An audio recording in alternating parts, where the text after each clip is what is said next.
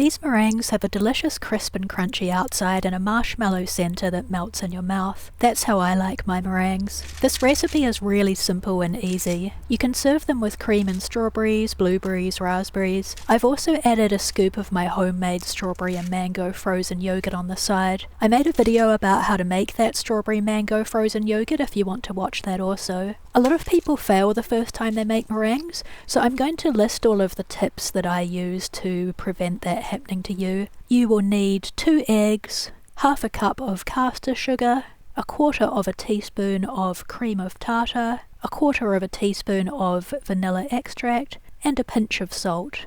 You'll also need a dish or tray lined with baking paper. Tip number 1 is that you must thoroughly clean off any fat or oil from your mixing bowl and electric beater. Using white vinegar added to water, I ran the beater for about 5 seconds to ensure the beater and the bowl were squeaky clean. Add vinegar to a paper towel and wipe the inside of the bowl out and wipe the blades of the mixer and then put them aside to dry. Tip number 2 is to ensure you use a normal oven and not one of those little toaster ovens. I tried to make these using a toaster oven once and it didn't work as it doesn't have the same airflow and it cools down too fast after being switched off. So use a normal oven and preheat your oven to 150 degrees Celsius, which is 300 degrees Fahrenheit. While your oven is preheating, you can start to prepare the egg whites. Tip number 3 is that you must use room temperature egg whites. Egg whites cannot be taken out of the fridge right before making these. You must allow the eggs to sit until they reach room temperature. Tip number 4 is that you can't let any of the yolk get into your egg whites. Break the egg and tip the yolk into your hand to separate out the egg whites.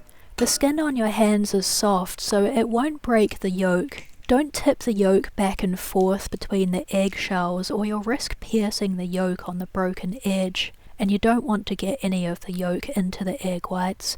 Put the egg yolks in a bowl and use these later in another recipe, so for example you could make a hollandaise sauce, or a quiche, or a frittata. Tip number 5 is to use a quarter of a teaspoon of cream of tartar. Cream of tartar stabilizes the egg whites. I'm also using 1/4 of a teaspoon of vanilla extract. I'm adding a pinch of salt.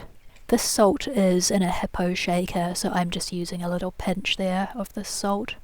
I started beating on a low to medium setting and kept going until they were foaming up.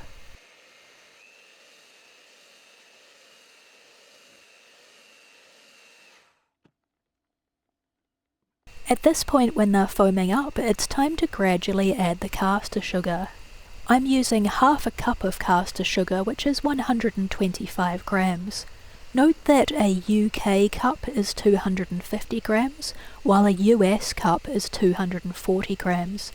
In New Zealand, Australia and the UK, we use UK cups, so when I say I'm using half a cup of caster sugar, that is 125 grams rather than the American 120 grams.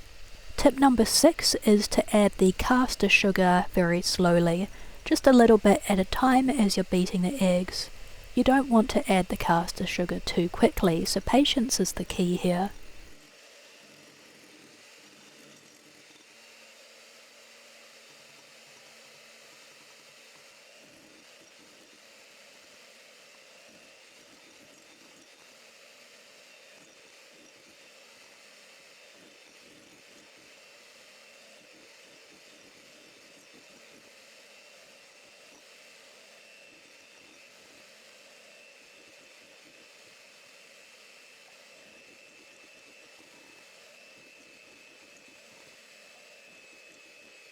Turn the beater up high for a minute or 2 until the eggs are shiny and have stiff peaks.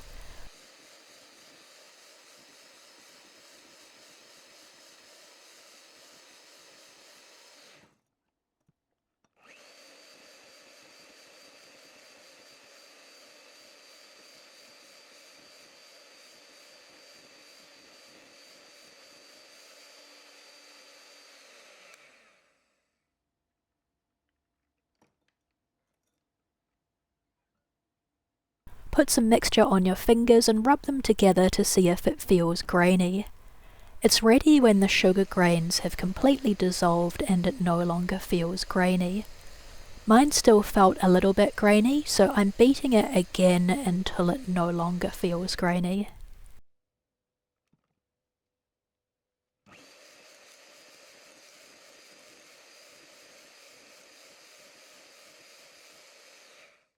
I tried to put the mixture into a piping bag, but I ended up finding the piping bag really annoying to use, and I gave up on it after doing one or two.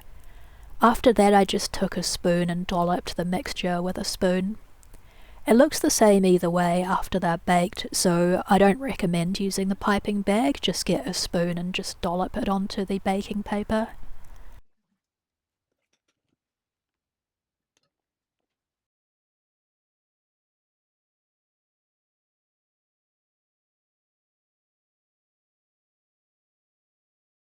Bake for 25 minutes at 150 degrees Celsius, which is 300 Fahrenheit.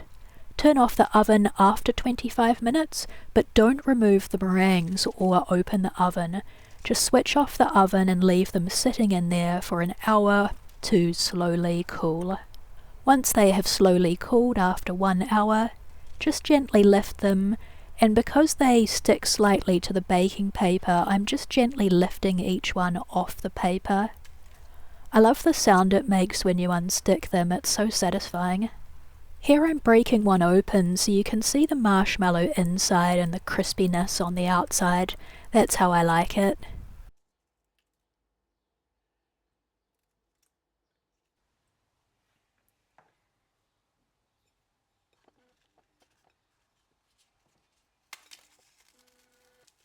To store the meringues, you put them in an airtight tin or container and store in a cool, dry place.